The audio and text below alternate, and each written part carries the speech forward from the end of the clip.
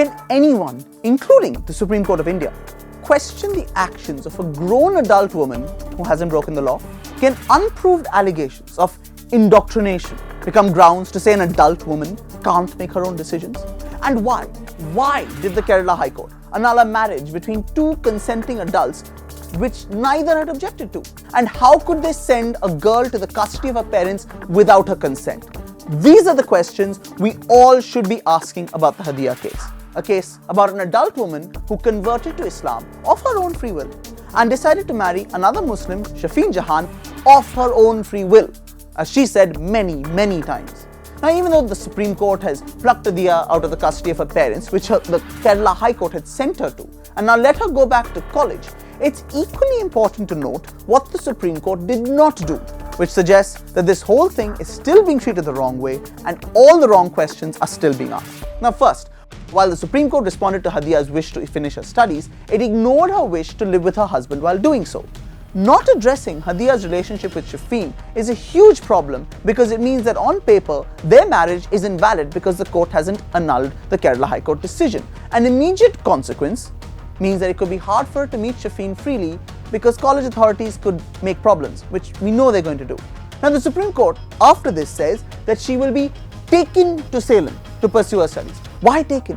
Why can't they say that she's free to go to Salem to study or go to Goa for a holiday? Where she goes, how she goes there, with whom she goes, surely that should no longer be any of the court's business. And if there was evidence that she would go and commit some crime, then sure, they could restrict her movements. But what crime do they think she's going to commit? What crime has she committed till now, all this time, having put into custody since May? Now, the Supreme Court then also notes that the NIA probe into the case will continue in accordance with law, which is a joke because the investigation's been going on without being headed by a retired Chief Justice of India, which clearly defies the Supreme Court's own order given in July. Now, what could the Supreme Court have done? Now, it's clear as day that the Kerala High Court had no authority to annul Hadiya and Shafin's marriage. They could not confine her to her parents' custody because it's entirely illegal on procedural and substantive grounds. Their judgment was patently illegal. Why did the Supreme Court just not overturn it back in July itself when this all began, when the law was so clear?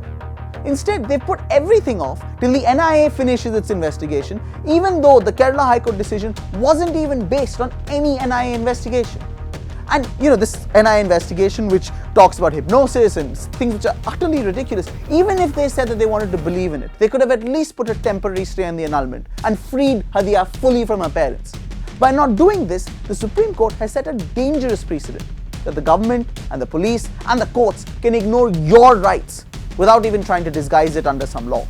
That this can happen to a citizen of this country, despite all the media attention, is downright depressing. But this isn't over.